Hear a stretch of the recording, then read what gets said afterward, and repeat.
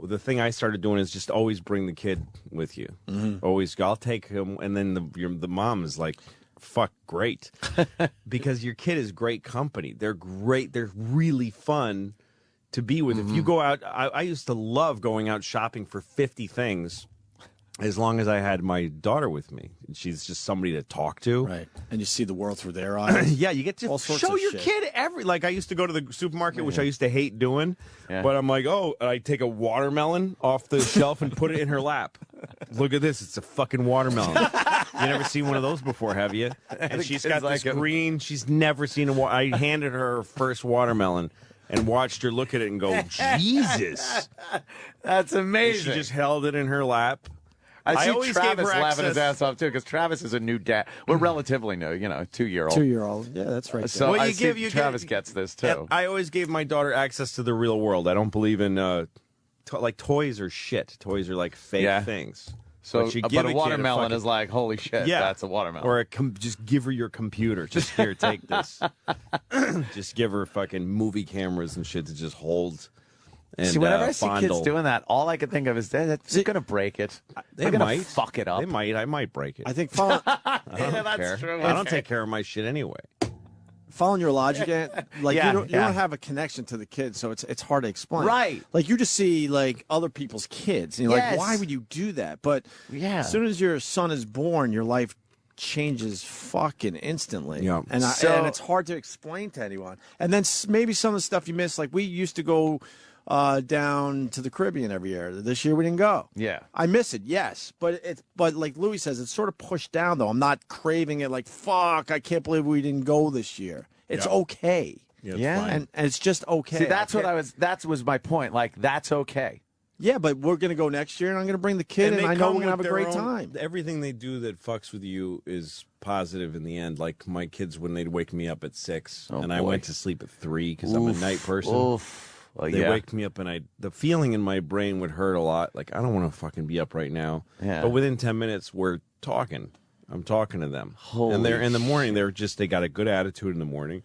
I've got one eye open, and I'm going, yeah, what? Daddy, I had a dream. Okay, what? And I'm just listening to it. And then I'm like, wow, you had that dream? That is, then you're getting into conversation with your kid, and they're nice to you. I mean, some people have a contrary relationship with their kids. Yeah. And they are always, Dad! Like those kind of kids. Yeah. Fucking, I would tap right out of that life. I'd fucking dye my hair and get the fuck out. I wouldn't be able to do it. Yeah. Both of my girls and I have really good and the little one and I, we fight sometimes and it's contentious, but never feels like a bad. It's fun. Yeah. It's also when your kid is being an asshole, it feels good to know you're there to correct it and to say, nah, you're not. Like when I lock horns with my daughter, she wants something and I'm not going to give it to her and she's crying, I feel great. Really? Yeah. I feel great that I'm there showing her, you don't get to have it. And why? There's not a good reason. You just don't. You just don't because I said so. You just don't. And there's no embarrassment in public places with temper tantrums and stuff. Couldn't care less. No, you couldn't care less. Yeah, I don't think I'm going to the world out either. You don't care because I hate that. I look around and when kids are being like loud and stuff, I don't mind. I do mind all the time. But there are certain places I understand. Like, all right, I'm in a mall. There's a kid, he doesn't want to be here. He's going to be yelling and screaming. I could get away from the situation. But there are other places, movie theaters, things where I'm like, shut that fucking kid up or take him the fuck out of the movie. You're missing the movie.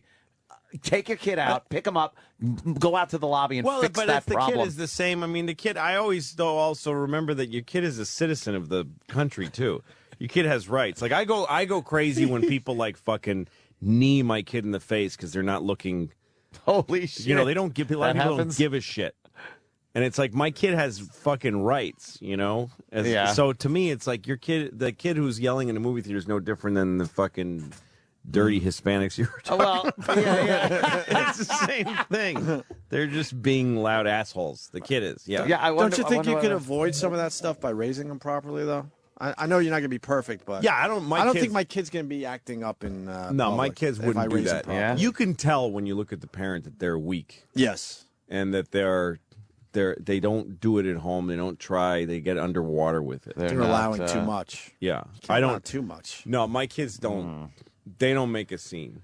They generally don't. Yeah, and if they and also the other thing is people get too bent on getting through their day the way they planned it. So when your kid explodes and you're trying to push through the day, I cancel everything. Yeah. If we're getting into a hairy thing with one of the kids, I just put everything down on the sidewalk and sit on the sidewalk and go, "We're not going now." See, you have this. Let's talk about this. That's because I don't have. That's because I'm not married. Yeah. I get to do that. Wow. If you're married, you got to fucking plan everything. This is again, if you're getting along. This isn't a bad marriage, right? You have to plan everything. You have to agree on every fucking detail.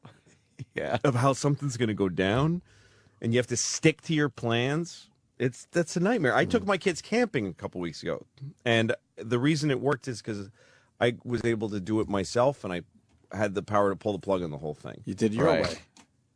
Yeah, I said let's just get in the car and just go south. And I went to a sporting goods store with the girls, and I'm buying a tent and sleeping bags, and like, are we going camping? And I was like, we might. I said, I don't know yet. I haven't decided if this is going to happen. We're going to buy these things. We may or may not use them. So we put all this shit in the trunk, the camping stuff, and we drove. In my head, I was like, I didn't have a place to stop. I didn't use a map. I just fucking drove down the Jersey Shore, and we saw a hotel. So let's stay there tonight. Stayed in a hotel. Next day, I always had the option to just run back home. It's like you're on the lam. Yeah, exactly. Found a ferry that goes to Delaware from New Jersey in Cape May, and this beautiful ferry boat. Just found it. Went to Cape May. I'm all about that. Oh, and I don't like a plan. I just want to jump in the car and go sometimes. And the kids don't know, and they don't give a shit. And then there's a state park. I see a sign for a state park, and I go, "Hey, do you want to go camping and sleep in a tent tonight?" And they're like, "Yeah." And so I pull over. But again, as I'm putting them, I never looked at the instructions for the tent. I opened the tent at the campsite. Yeah. And as I start building it in my head, I'm like, if this gets gnarly, there's a fucking hotel 10 minutes from here. Yeah. We'll just go to the hotel. Kept it safe. But we did it. We spent the night in the middle of the wilderness. Yeah. A 6 and a 9-year-old. And there's a well with a pump. And they were cleaning and we made dinner. It was fucking amazing. It was one of the greatest nights I ever spent on Earth. It's the best way to do things. I was recently in Philly for a birthday party, and we had to go all the way up to Rochester to hang out, at Brother Weeze's place. He has a cottage on the bay. So we're leaving, and my wife goes, "Where are we staying tonight?" And we were leaving at 8:30 at night. I go, "I don't know yet, but I'll figure it out." And to me, that was really exciting. Yeah. I know there's a million motels out there. We're not going to sleep in our car. No. But I don't know where we're sleeping yet. No.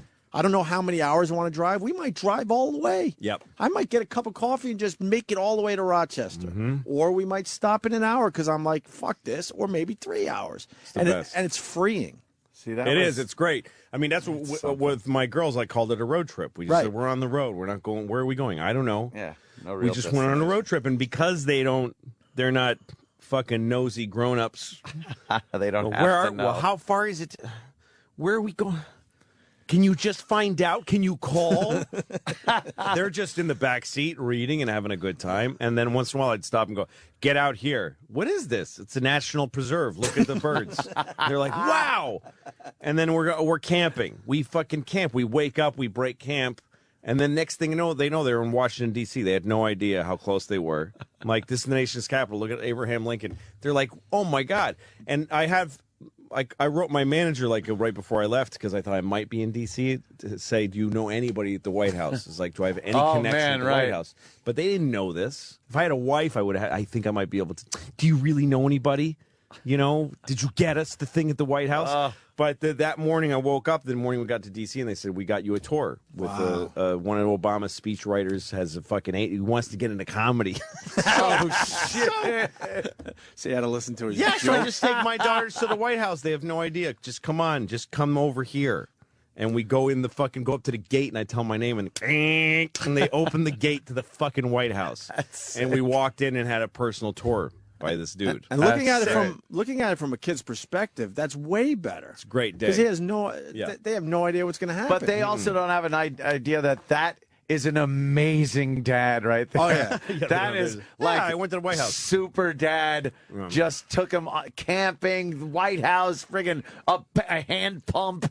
That's great shit. It was insane. And that's not like, oh, fuck, all right, let's go, But anyway, let's go to the mall, buy some shoes. Exactly. Well, Louis teaching it's not like everything has to be planned and stuff. You could just go with it, even though, like in my case, it's a 14-month-old. You would think maybe we should have a planned fucking. And that's the thing I always up. thought, like, okay, and from hearing, spontaneity like disappears when you have kids. Well, but sure you just like that. If you're on your own, is the ultimate in spontaneity. You can do it, and they don't know how. I mean, I'm sort of looking ahead a day, and I'm looking at possibilities. I'm using my iPhone and finding shit. Sure. But if the White House thing had fallen through, they never would have known it was even on tap.